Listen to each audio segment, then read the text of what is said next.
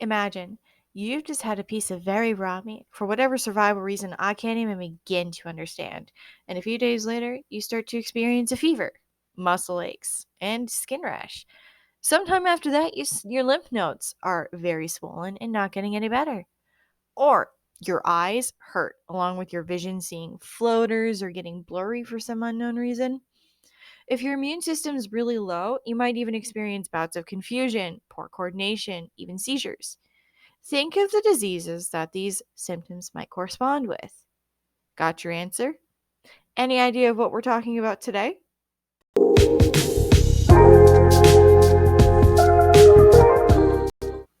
Well, hello, and welcome to another article review in zoology. Parasites is the name of the game, and today we're looking at a recent article discussing the deaths of sea otters in California and the parasites that caused them. Well, now this article is titled Sea Otters Killed by Unusual Parasite Strain, which I found on Science Daily. Here they write about scientists from the University of California, Davis, and discovered that 4 otters had passed away while hosting the parasite strain T. gondii, which causes the disease toxoplasmosis. Now, you might actually be more familiar with the name Toxoplasma, which is actually the same thing as toxoplasmosis. It's caused by Toxoplasma gondii, which is a protozoa parasite that grows in mammals, mostly cats, but will move hosts depending on its life stage. Birds and mice can also harbor the stage that grows in their tissues, and cat feces will harbor their oocysts. Like I said before, it causes the disease toxoplasmosis, which will infect many animals and humans through eating infected undercooked meat or coming into contact with infected species. Mayo Clinic even goes on to talk about it, saying that most infections will go without symptoms and often don't need treatment. The more serious symptoms and infections would require treatment. Pregnant women, infants, and those with a weakened immune system are more than vulnerable to this disease. Now, on to the actual article. Science Daily reports that between 2020 and 2022, 4 sea otters were found stranded in California. I would assume they found them on the coast, but I don't think it really says. The strain is new, but the disease is common.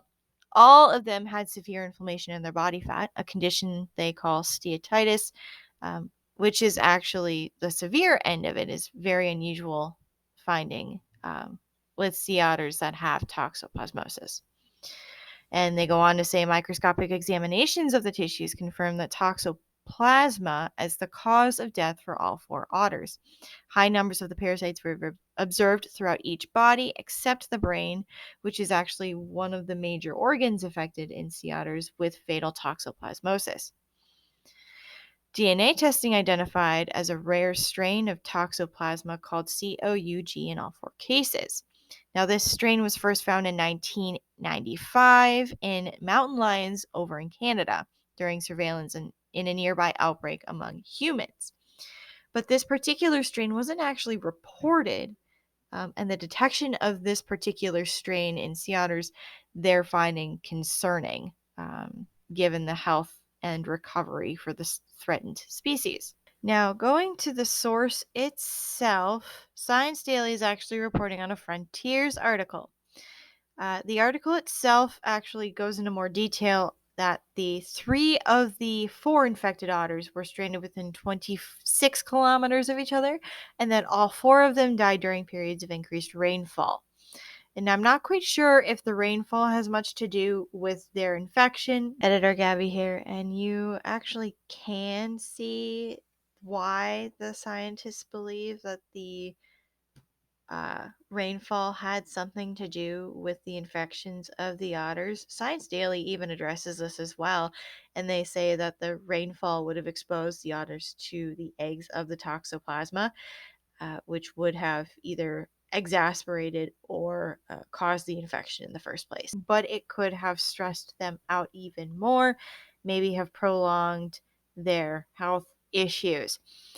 Now, they even go on to mention in the article about the lack of toxoplasma in the brain, which is particularly unique, I guess, to this strain, and how the steatitis was rather severe, which is also mentioned in Science Daily. They even show some pictures in some tables. Table 1 in particular in this article shows 2 different types of or two different pictures of tissue of otters, one infected, one uninfected with the Toxoplasma.